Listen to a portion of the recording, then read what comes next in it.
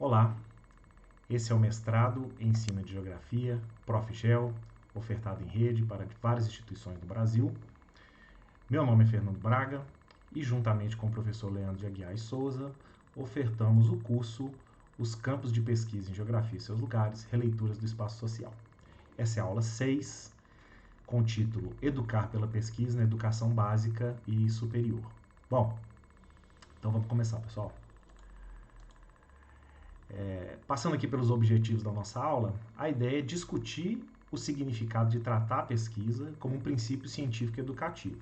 Bom, como eu já falei na aula anterior, né, as aulas 5, 6 e 7, elas vão estar com foco em discutir o tema de educar pela pesquisa. Então esse é o nosso objetivo central aqui, tá? Fazer o esforço de educar pela pesquisa. Então, na aula de hoje, especificamente, quando a gente vai falar desse esforço na educação básica e na educação superior, a ideia é trabalhar um pouco aqui com a ideia de educar pela pesquisa na perspectiva do relacionamento com o estudante, com o aluno, e na perspectiva da formação docente, né, da formação do professor na sua licenciatura.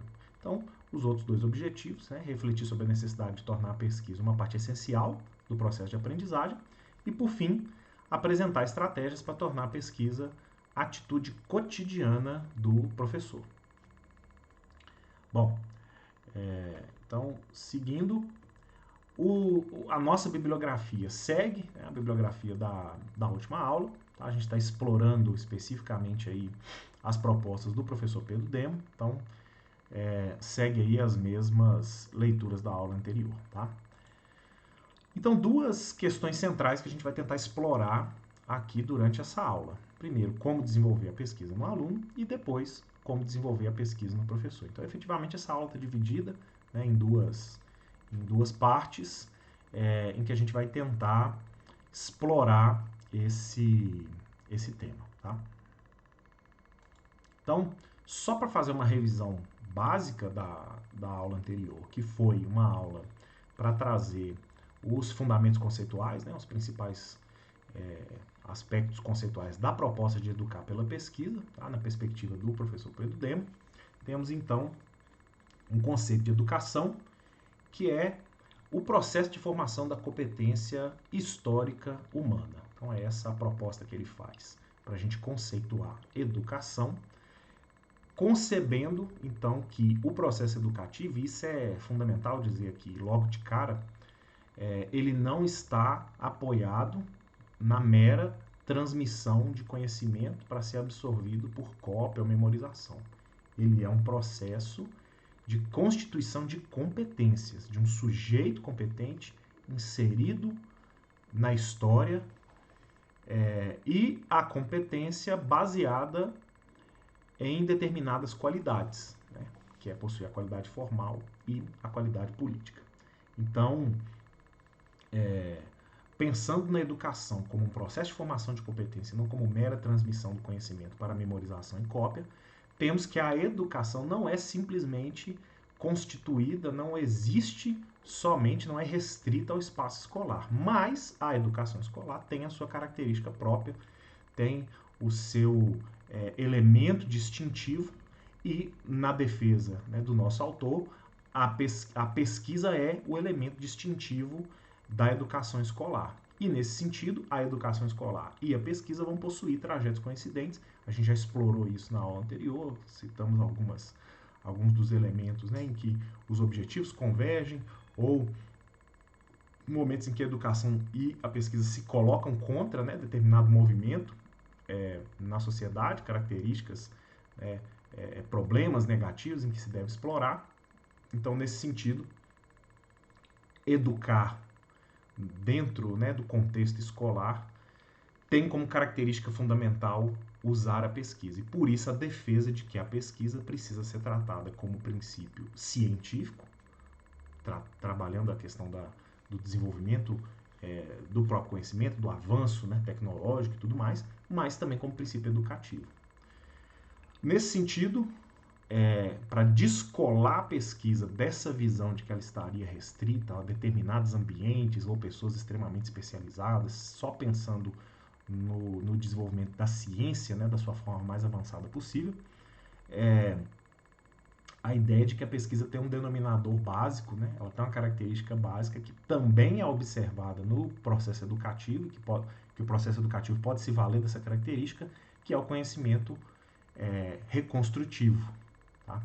E esse conhecimento, né, reconstrutivo, o questionamento reconstrutivo, né, esse questionamento, esse ato de lidar com o conhecimento adquirido, de interagir com o que lhe é repassado, de forma a questionar e apreender esse conhecimento, não simplesmente memorizando ou copiando, mas sim reconstruindo esse conhecimento para si, lhe dando marca própria, lhe dando marca de autoria, seria a forma como a pesquisa trabalha com conhecimento. Né? Não haveria avanço se as verdades ditas a respeito de determinados elementos, se as convicções a respeito do funcionamento do mundo não fossem questionadas, fossem tomadas como verdades absolutas, né? E nunca mais se as retrabalhasse, se fizesse questionamento, experimentos visando reconfigurar as visões de mundo, reconfigurar a realidade ou avançar na compreensão de determinados fenômenos, né? Ainda sem explicação ou com explicações não verificáveis pelo esforço de pesquisa. Então, o esforço de pesquisa é sempre de fazer questionamento e de reconstruir a compreensão da realidade a partir do método. Né? Então, trazer esse elemento para o processo educativo é mais que natural. Né? Não há nada de revolucionário em propor que a educação, que a construção da competência humana se faça através desses meios. Lidar com conhecimento, o questionando e se apropriando desse conhecimento a partir de um processo reconstrutivo. Agora, essa reconstrução, alerta, né, o nosso autor, precisa ter qualidade formal e qualidade política. A formal no sentido de que esse conhecimento seja relevante e tenha a capacidade de gerar respostas efetivas e de qualidade, né, para os problemas que se colocam. Então passa por aí também a própria capacidade técnica. Né? Um cirurgião precisa ter qualidade formal para performar a cirurgia, né, e não assassinar o paciente enquanto o está fazendo. O engenheiro precisa ter qualidade formal para construir o prédio, né, para fazer os seus planejamentos e colocar em prática, né, os princípios que aprendeu e manter de pé, né, aquilo que ele entregou. Agora, precisa também, além da qualidade formal, uma qualidade política, que é a de construir uma competência que não coloque o indivíduo numa situação em que ele se sente superior e capaz de ser detentor do conhecimento. Né? Ele apreende, questiona, reconstrói e se insere na história como um sujeito autônomo, competente formalmente, mas também competente politicamente, capaz de se relacionar com o outro, capaz de construir laços de solidariedade, preocupado com o desenvolvimento da sociedade como um todo, que se posta frente às injustiças, né, que tem perspectiva moral a respeito do mundo. Então, a gente reconstrói o conhecimento para nós e nos colocamos como cidadãos competentes na sociedade, capazes também de conviver nessa sociedade, dando a nossa contribuição em termos da competência, da técnica, mas também, né, como cidadão, né, como sujeito histórico. Então, o conhecimento inovador nesse sentido, ele sempre vai acompanhar o questionamento reconstrutivo, ainda que não seja conhecimento absolutamente novo, mas a gente inova porque toma como nosso. Né? Aquele conhecimento, aquela perspectiva, na visão do Fernando, nunca se apresentou. Então, e a ampla inovação, né? A inovação que transforma, né? Que repensa o mundo, ela também pode emergir no próprio questionamento reconstrutivo, ainda que ela não seja exigida, né, quando ele se apresenta. Esse conhecimento inovador, como eu já falei, é a alavanca do desenvolvimento, né, e ele precisa estar apoiado em sujeitos competentes, autônomos, né, e que se colocam na sociedade com qualidade política, né, para se tornar oportunidade histórica, né? O que o professor vai colocar é que a definição básica de competência é aquele sujeito que faz a oportunidade, mas também se faz a oportunidade, né? É fazer-se oportunidade, uma ideia muito interessante. Então, vamos trabalhar a ideia da pesquisa no aluno e depois na pesquisa no professor. E aí, de cara, é importante dizer o seguinte: os temas aqui são temas de reflexão e não receita, senão entraríamos em absoluta contradição com aquilo que estamos propondo aqui no contexto da disciplina, que aquele conhecimento que aqui é adquirido precisa ser questionado e reconstruído de forma autônoma por cada um. Então, são temas para se refletirem, são temas para serem pensados no contexto, né, de cada um que ouve, indicações, sugestões, questionamentos que precisam ser significados no contexto de cada um para que essa relação com o estudante, né, e a atuação como docente na formação da competência dos estudantes se dê da melhor forma possível. Então, por favor, né, não entendam nenhum desses 6 elementos aqui que a gente vai tentar desdobrar e também os outros 5 que a gente vai falar a respeito da reflexão sobre o professor como receita. Tá? Então, quais são os 6 elementos aqui que a gente vai tentar explorar? Mudar a forma de se relacionar e perceber os estudantes, uma mudança necessária na própria sala de aula, mudança no trabalho em equipe, estimular a procura de material, estimular a interpretação e elaboração própria e insistir na reconstrução do conhecimento. Então, pensando na perspectiva do aluno e do que é importante considerar, né, em desenvolver a educação pela pesquisa junto aos estudantes, temos aí esses 6 elementos. Então, vamos ver cada um. Então, começando aqui pela perspectiva do relacionamento com o estudante, só um parêntese, né, para já deixar claro que muitas vezes a gente vai fazer a crítica e o contraste com uma situação extrema. Que situação extrema seria essa? A de um professor e de um estudante que se colocam numa situação em que a base da transmissão do conhecimento é a memorização e a cópia. Então, o estudante está ali sentado, aguardando, né, de forma receptiva, como alguém subalterno, né, a entrada de um professor iluminado, e esse professor também baseia, né, o seu conteúdo e a sua exposição em alguma coisa que ele também copiou, né, um livro didático, né, alguma outra fonte. Ele entende que transmitir conhecimento é ofertar um material de leitura ou escrever num quadro negro alguns elementos para que possa haver a cópia, fazer uma mera explicação. Ao final daquilo, aplica-se um teste, uma prova, e se o estudante tirar uma determinada nota nessa prova, ele está... tanto o professor conseguiu, né, desempenhar o seu trabalho, transmitir aquele conhecimento, como também o estudante conseguiu romper mais uma etapa da sua trajetória escolar, desesperado para chegar até o final, né, e viver outras coisas. Então, assim, a gente pensa nesse caso extremo em que há, né, uma relação de subalternidade, em que há um professor que não se coloca, né, também como sujeito competente e autônomo no próprio desenvolvimento do seu trabalho, efetivamente é um caso extremo, né, entre esse caso extremo e uma circunstância em que educamos pela pesquisa, né, de forma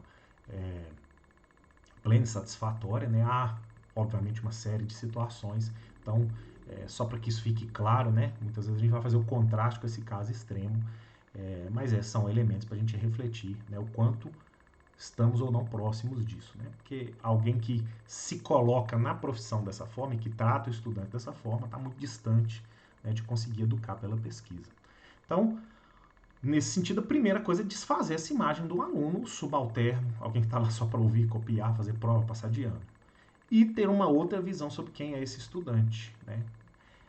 Se trabalhamos com o estudante no ambiente escolar para formar as competências, né, para tornar ele sujeito autônomo, inserido na história, capaz, que tem qualidade, né, formar política, estratégia é pensar nele não como um receptáculo, né, como a tábula rasa, mas como um parceiro de trabalho. E a nossa posição enquanto professores, não como alguém investido de absoluta autoridade, né, e iluminado, mas alguém que vai promover orientação motivadora. Nesse sentido, estudante não é tábula rasa, ele não vem vazio, ele vem com motivações, ele vem com contextos culturais, e é preciso considerar essas motivações e partir delas para constituir uma obra conjunta e participativa, porque no fim a formação da competência humana não é a mera transmissão, ela é um projeto, né, que anualmente, né, semestralmente, a gente tenta desenvolver, né, com um conjunto de estudantes, né, e ao final o resultado efetivo, né, nem são os conhecimentos decorados, mas sim as competências efetivamente constituídas, né? Então essa competência ela se expressa tanto no horizonte do indivíduo, né, na condição de um sujeito histórico concreto, mas também no coletivo, no grupo, né, na turma, conjugando esforços. Então, daí vem a ideia também de que a competência é coletiva, né? Até porque ela precisa do coletivo, especialmente quando a gente fala da qualidade política, né? Agora, a coletiva não existe sem individual, né? Porque se você pega um tanto de gente superficial e tenta somar ali para chegar em algum lugar, a soma das superficialidades não leva, não leva a nada muito além. Então, a gente precisa, na hora de constituir competências coletivas, estimular as individuais e cada um ter a capacidade de dar a sua contribuição, né? E a gente vai até falar mais a respeito aqui da questão do trabalho em grupo, que é um elemento fundamental também para estudar, para educar pela pesquisa. Mas, fica aqui o destaque, é necessário olhar para o estudante com outro olhar, né? Pensar nele como, até a palavra aluno, né, traz esse elemento na sua etimologia, um ser sem luz, né, um ser destituído, não dá, né? Não dá para pensar nele dessa forma e buscar educar pela pesquisa. Bom, o outro elemento, né, pensar na própria perspectiva da sala de aula, do ambiente, e eu acredito que aqui no caso, né, a gente está falando de ensino de geografia nesse curso, pensar o espaço da sala de aula, né, de forma a que o espaço possa refletir aquilo que a gente quer produzir, aquilo que a gente tem como objetivo, é muito fácil, né, de ser aprendido por nós geógrafos, né? A gente tem essa preocupação com o espaço, tá no cerne da nossa formação. Então, tudo vem dessa perspectiva. Se eu não olho para o estudante como um receptáculo, mas como um parceiro de trabalho, eu preciso preferir o estudante criativo, né? Não aquele estudante que senta ali, fica calado, disciplinado e não me atrapalhe, né? Não me atrapalhe eu ir lá e fazer a minha performance, seja lá qual for a minha performance como professor. O estudante criativo, e não o caladinho disciplinado, ele vai precisar de um ambiente diferente, né? Ele vai precisar de um ambiente onde ele pode se mover, né? Onde ele pode se comunicar, onde ele tem autonomia para organizar o seu trabalho, né? Estruturar alguma coisa que seja efetivamente sua. Ele precisa encontrar oportunidade para fazer diferentes formas de participação, né? Pela escrita, pela fala, pela escuta,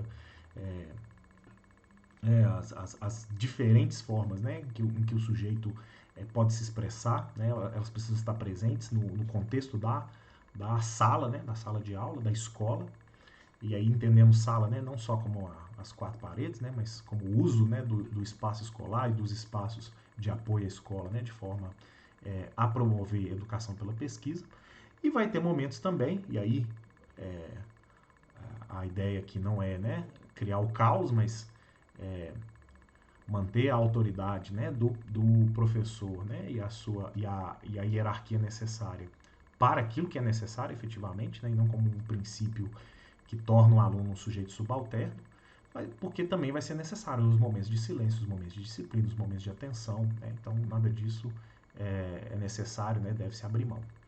Mudar o tempo de duração das aulas, né, será que é possível trabalhar desafios em que você permita ao estudante pensar, buscar, interpretar, elaborar, propor soluções em aulas de 50 minutos? Será que elas são possíveis de serem executadas em aulas de 50 minutos? Será que a coisa da disposição das cadeiras também é a melhor forma criar esse ambiente participativo. Agora, o fato aqui não é ter receita pronta, mas é ter um objetivo, é saber onde se quer chegar e fazer com que a sala de aula não seja um empecilho, especialmente a sala de aula clássica, não seja um empecilho a gente chegar nos objetivos que se quer pensar.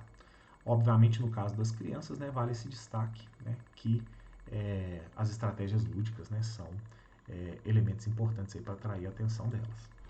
O trabalho em equipe, né, vem aí na esteira disso, né, ele pode ter um problema muito sério.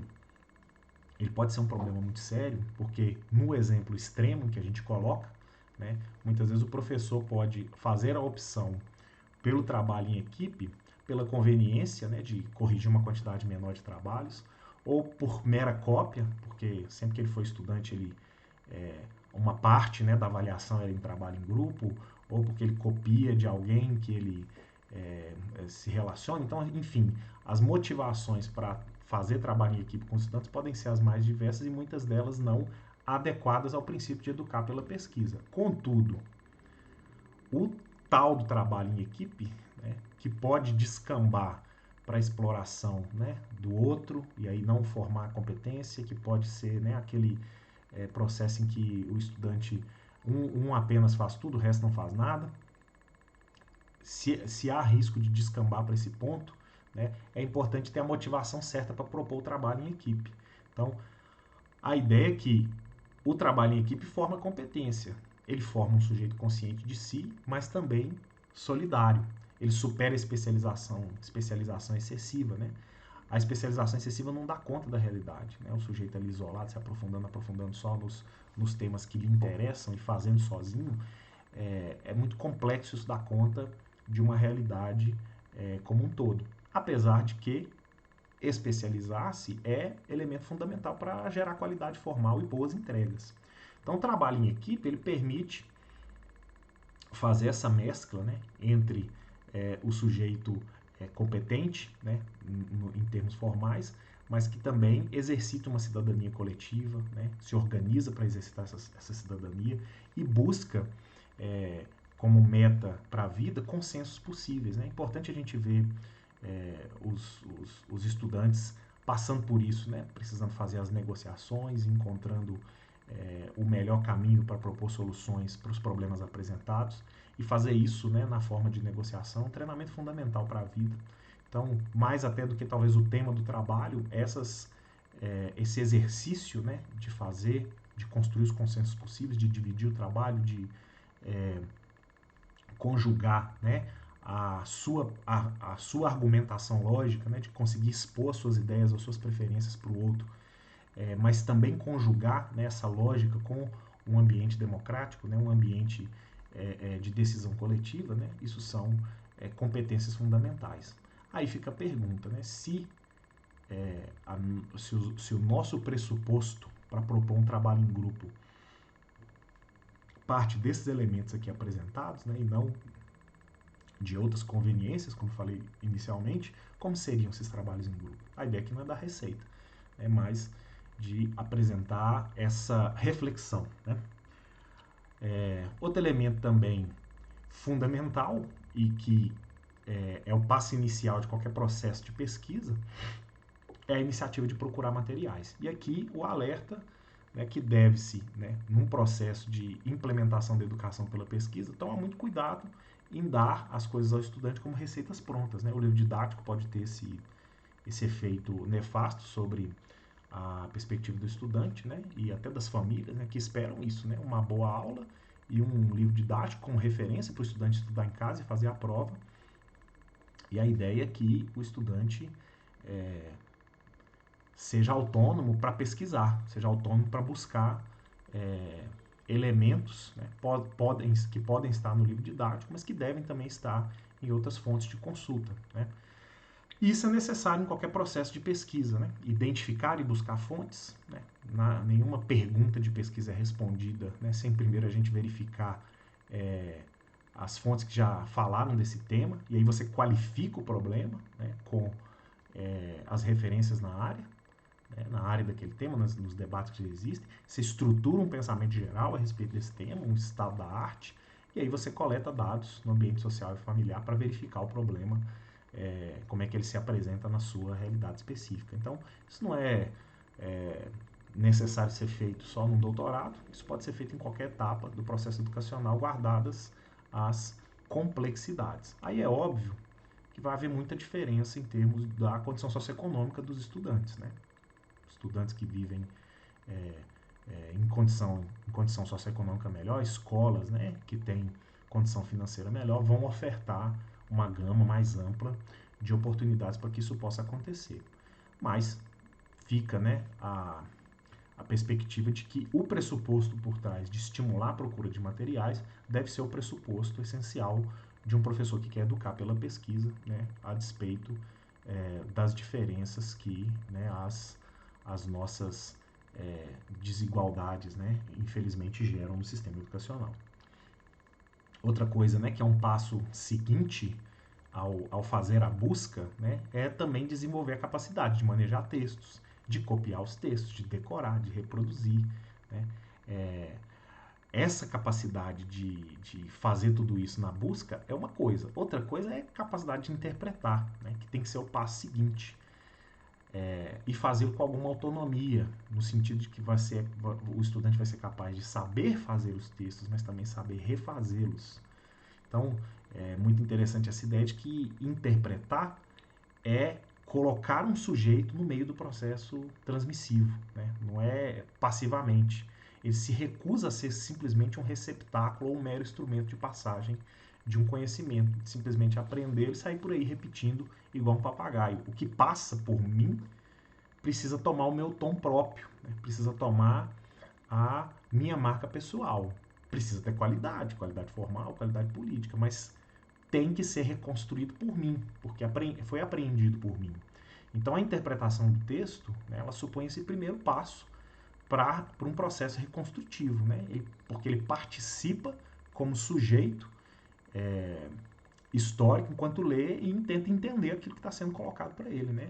Ele implica estabelecer relações entre texto e significado. E aí, ou ele se debruça e compreende claramente, né, aquela única interpretação que está sendo dada, ou ele tenta colocar em movimento as diferentes interpretações e visões de mundo a respeito de um conceito, de uma situação específica, né? É, um, um, uma situação, por exemplo, de dois países em guerra, você vai ouvir, né, na imprensa, na fala dos beligerantes, as mais diferentes perspectivas, né? Os textos, as falas, os vídeos. Quer dizer, a gente precisa se colocar nessa realidade, né? Não simplesmente copiar a opinião dos outros que se colocam enquanto tentamos compreender o fenômeno, mas absorver tudo aquilo e conseguir mobilizar, né, as diferentes ideias e se colocar e colocar sua marca pessoal, né, na sua interpretação.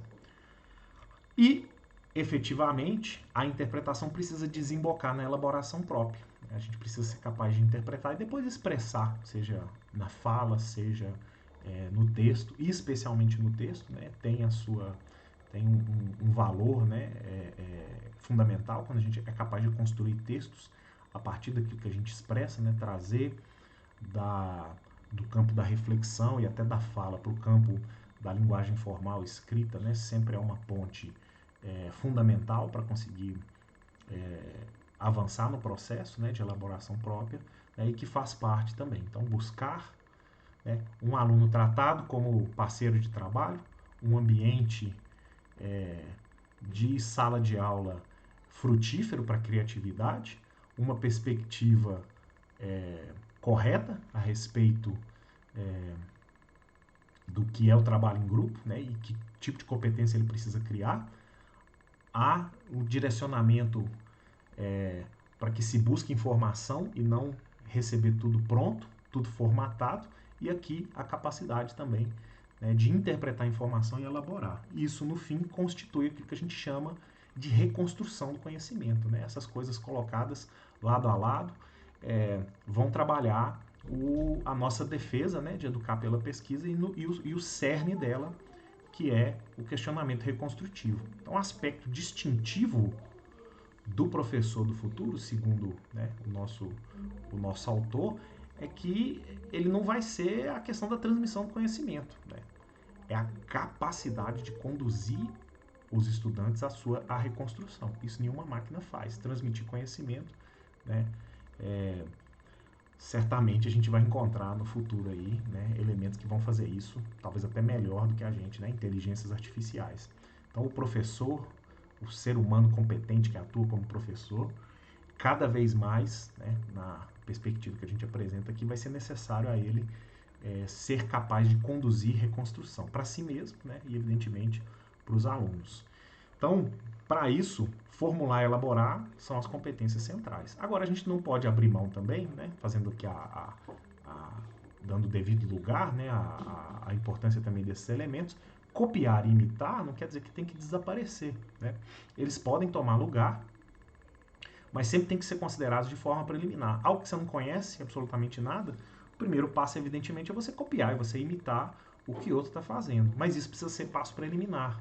Isso precisa ser o início, né? Precisa ser a primeira escalada num processo de saber fazer. Quem se contenta em copiar e imitar e acha que isso é suficiente, não constrói competência, né? Então, o questionamento reconstrutivo ele vai estar baseado nessas 3 etapas fundamentais. A busca do material autônoma, né, sem receitas prontas, sem receber tudo formatado, a capacidade de interpretar aquilo que foi dado e, interpretando, a capacidade de formular, de elaboração própria. Tá aí, então, o elemento da autoria, desde dos estágios iniciais da educação básica, a gente precisa investir em autoria, né, que os estudantes possam estar, né, conectados a essa perspectiva de que tem que ser autores. Né? E enquanto são autores do conhecimento que recebem, tornam-se autores de si mesmos, né? Autores da sua própria história, com autonomia e com qualidade, né? Sempre guardando a perspectiva aí da qualidade. Então, enquanto fazemos isso, é o quê? Contraler, reelaborando, né? Sempre com argumentação, refazer as coisas com uma linguagem própria, né? Interpretar com autonomia, né? Reescrever criticamente, elaborar texto próprio, experiência própria, formular proposta contra proposta. Muito possivelmente, se você já foi aí atrás da coisa dos contatos entre neurociência e educação, isso virou uma coisa que né, ganhou aí um destaque nos últimos anos, provavelmente você vai se deparar com coisas assim, né? Que para o cérebro humano, aquilo que que gera mais fixação do aprendizado não é quando você lê ou copia ou só ouve, mas é quando você é forçado a transmitir, é forçado a depurar as informações, né, no seu cérebro e retransmiti-las a outros, né, pela linguagem oral, pela linguagem escrita. Ali a fixação do aprendizado se torna cada vez maior. É exatamente isso que se propõe aqui, né, que não que haja conhecimento novo, né, mas que todo conhecimento que chega precisa ser reconstruído pelos sujeitos autônomos.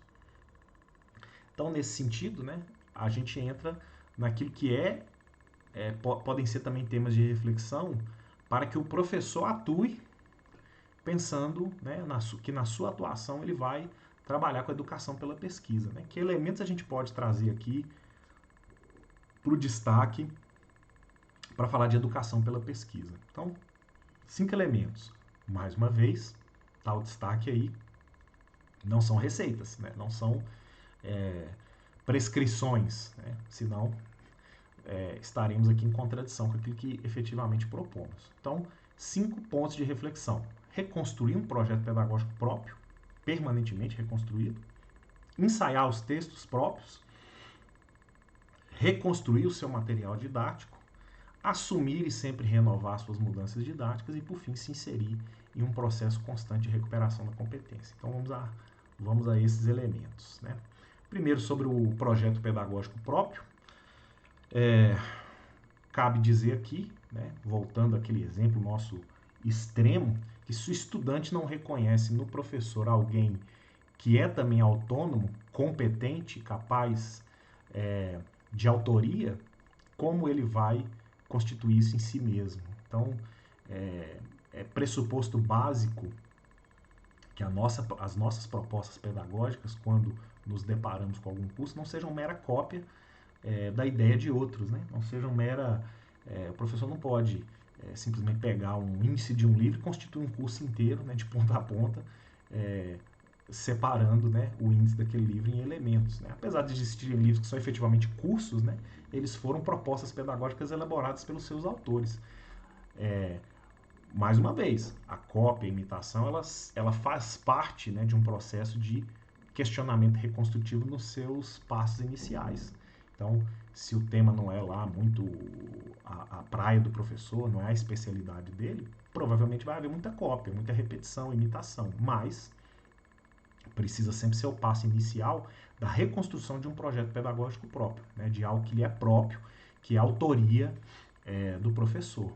Por isso você precisa ter as marcas da competência, né? E, nesse sentido, né, há um perigo de haver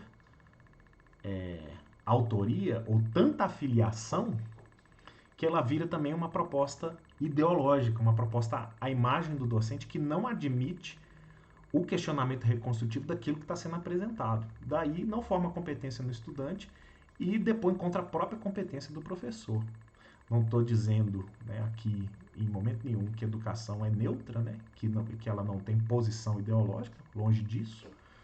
A neutralidade na educação, né, efetivamente é algo extremamente perigoso, né, enquanto se apresenta, né, porque ela quer negar aquilo né, uma proposta que se apresenta absolutamente neutra, né, ela quer simplesmente negar a sua posição, mas a nossa proposta não pode ser proposta ideológica no sentido de que ela não permite o questionamento e a reconstrução, né? Porque aí ela não gera sujeitos competentes, ela gera fiéis, né?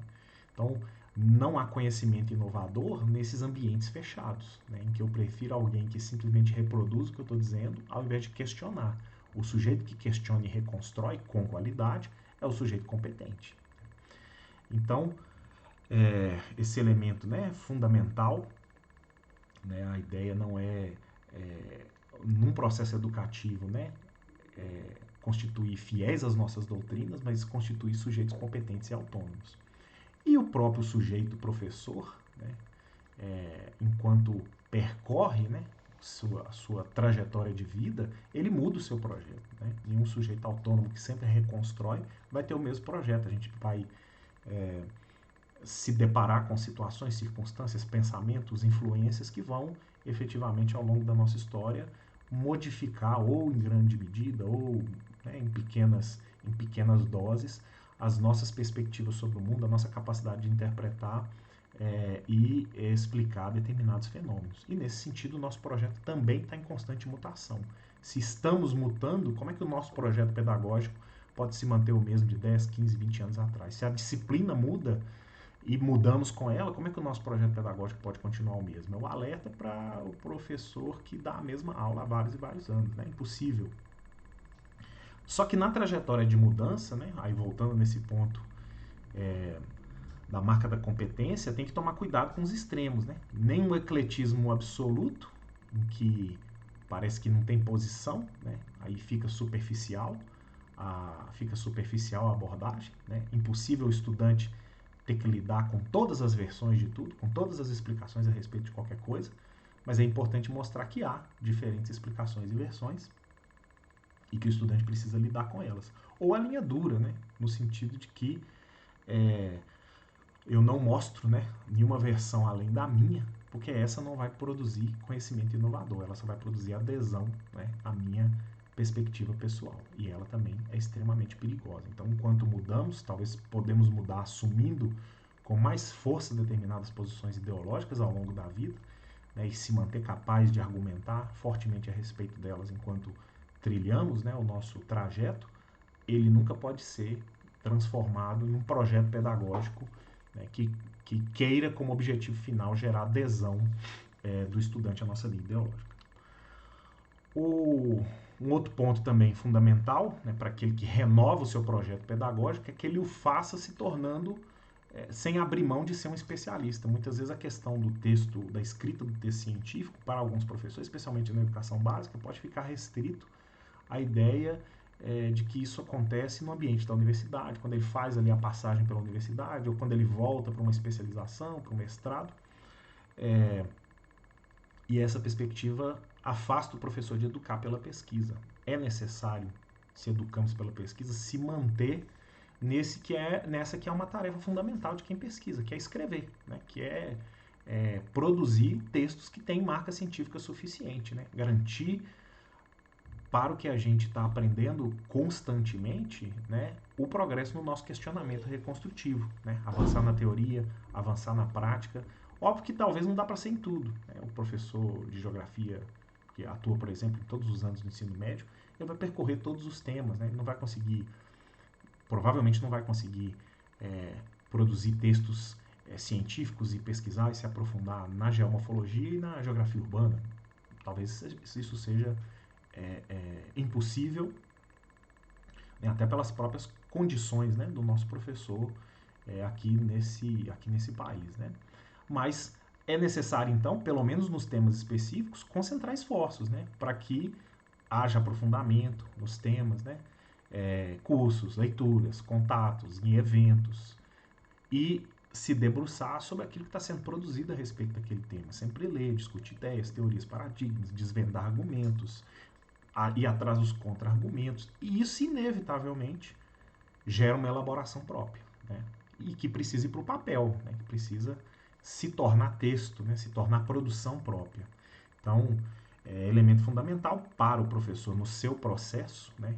E agregando isso ao seu projeto pedagógico, sempre está revisitando a teoria pela prática, renovar a prática pelo questionamento da teoria. Então, não deixa de ser cientista, porque é professor de educação básica, não deixa de ser um esforço contínuo, né, de promover reconstrução, né, questionar o conhecimento e reconstruí-lo, né, com autonomia e autoria. E aí isso desemboca, né, linkando as duas coisas, né, o projeto pedagógico autônomo e a escrita contínua autônoma, ela gera material didático próprio, né? Ela gera, é uma consequência natural, né? E pensando sempre, aí o risco do livro didático como receita pronta, né, dele não provocar o que o material didático precisa provocar, né, a criatividade, indicar não todo o conhecimento já estabelecido, né, como se fosse possível um livro didático assim o fazer, mas apresentar pistas argumentativas, instigar o questionamento. Então, tomando o livro didático, né, como uma das fontes de consulta possíveis, e aquilo que o professor sempre produz, né, em termos de material próprio também, material que vai elevar esses elementos aqui, né, a construção do material didático próprio, né, é marca fundamental de um projeto pedagógico próprio, né. E, efetivamente, quando tem elaboração, né, tem um preparo preliminar, né, muito ruim chegar para a aula, né, chegar para ofertar um curso simplesmente reproduzindo, né, algum elemento sem algo que tenha sido pesquisado, formulado, elaborado, pensado com cuidado, com antecedência, né? Então, o professor ele deve ser reconhecido pelo estudante em todo o tempo como um agente também de inovação. Senão, como o estudante vai conseguir constituir esse elemento em si mesmo, né? Então, a formação de determinadas competências no estudante dependem delas serem também observadas na prática cotidiana do professor. E daí, né, a questão que a gente já colocou na última aula, de transformar a pesquisa em atitude cotidiana. Nesse sentido, quando a gente fala de mudanças didáticas, mais uma vez, longe das receitas prontas, né? Aqui tem que tomar um cuidado, porque muito do que a gente está discutindo aqui, a gente já viu como né, são várias perspectivas que estão, por exemplo, no texto da BNCC, até na própria crítica, né, a BNCC, isso emerge, várias das coisas que a gente está falando aqui emergem, mas se o docente for atrás de um curso aí, por exemplo, de metodologias ativas, muitas dessas coisas que estão sendo faladas aqui vão aparecer como argumentos favoráveis à aplicação de metodologias ativas. É fundamental mesmo, é importante, é interessante tentar, por exemplo, aplicar aqui uma sala de aula invertida, um ensino por projetos, um Scrum educacional, coisas que vão mudar o ambiente da sala de aula, vão fazer os estudantes ficarem engajados no seu processo próprio de aprendizado. Isso tudo é ótimo e essas metodologias estão aí mesmo para ser exploradas. Agora, elas não podem ser tratadas como panaceia, né? Elas não podem ser entendidas que se você aprendeu uma determinada metodologia, se certificou nela e começa a aplicar, aquilo é a solução para o problema. O nosso compromisso não é em renovar, e se colocar num processo de mudança didática a partir daquilo que a gente achou interessante. O nosso compromisso é com o sucesso do estudante. Então, é necessário não abraçar a metodologia A ou B, mas ter um objetivo claro. Então, é preciso constituir competências com qualidade formal e política. Se a sua opção, se você entendeu que o processo educacional ele não dispensa a pesquisa, então precisa de questionamento reconstrutivo em qualquer método que se aplique. E você faz questionamento reconstrutivo por meio da pesquisa e da formulação própria. Sempre buscando o quê? Qual é o objetivo final? É combater o fracasso escolar. Se a gente aplica uma metodologia e o fracasso continua sendo estabelecido, não vai dar para culpar o estudante. Né? Então, o compromisso inegociável de qualquer docente que tente educar pela pesquisa é promover o sucesso, é chegar ao final e conseguir dizer que competências efetivamente foram formadas, né, com qualidade. E por fim, então, né, fazendo aí a amarração disso tudo, né, a ideia básica também é que o próprio professor, ao longo do seu percurso, sempre recupere a sua competência. Né? Então, ele produz o seu projeto pedagógico próprio, ele pesquisa, ele elabora, né? E ao longo do tempo ele reproduz, ele recupera a competência, porque a própria disciplina, né, ela não pode envelhecer, né? E ela efetivamente não envelhece na medida que o conhecimento avança. Né? A geografia que ensinávamos há 30 anos atrás, a forma de trabalhar os conteúdos, de lançar as perspectivas mudou porque o próprio conhecimento avançou. Né? Novas perspectivas foram lançadas, novas metodologias, novas interpretações a respeito dos fenômenos e o professor precisa acompanhar e não envelhecer nem na transmissão do próprio conhecimento, isso demanda atualização permanente, mas nem na sua própria postura como docente, ao entender também que o próprio processo de aprendizado tem demandas renovadas. Né? Então, aquele professor que pauta a construção do seu projeto pedagógico no questionamento, né, reconstrutivo e nesse conhecimento inovador, ele se coloca nessa posição. Né? E aí vem a sugestão que eu achei interessante ressaltar aqui, até para os sistemas de ensino, né, nem para o professor individualmente, mas até para os sistemas de ensino, é que é fundamental recuperar a competência a partir de cursos mesmo, né, a partir de reflexões, mas não cursos rápidos, né, cursos de longa duração. Sempre é necessário renovar a nossa capacidade de fazer pesquisa, a nossa capacidade de elaborar, de teorizar práticas, e essa última, né, do manejo eletrônico, fundamental também. Né? Hoje, depois que a gente passou aí, né, um processo educativo tendo que sobreviver à pandemia da Covid-19 e que fomos forçados a usar esses instrumentos, às vezes muito precários, né, às vezes de forma muito precária para possibilitar, né, que a educação pudesse continuar, né, de uma forma emergencial, a gente viu quanto o manejo eletrônico é fundamental e não dá para combater, né? É necessário incorporar, é necessário fazer com que o uso seja nas bases corretas, né? Então, para os sistemas de ensino, quem sabe, né? Fica essa sugestão que me pareceu muito interessante, se fossem dedicadas, né, 2 semanas a cada semestre para um curso intensivo, né, 80 horas, 2 semanas, 40 horas cada semana, para renovação de competências, né, dessas temáticas, que impacto imenso isso poderia ter, né, sobre a renovação das competências dos professores. E essas 2 semanas, né, no relacionamento com os estudantes, muito pouca diferença faria, né, ao final, né, no resultado final. Então, achei essa proposta muito interessante, acho que vale a pena mencioná-la aqui, né, na conclusão da nossa discussão. Enfim, né, eram esses os elementos, né, acho que reflexões importantes a respeito da atuação com o estudante, da própria visão do professor de si mesmo como profissional competente.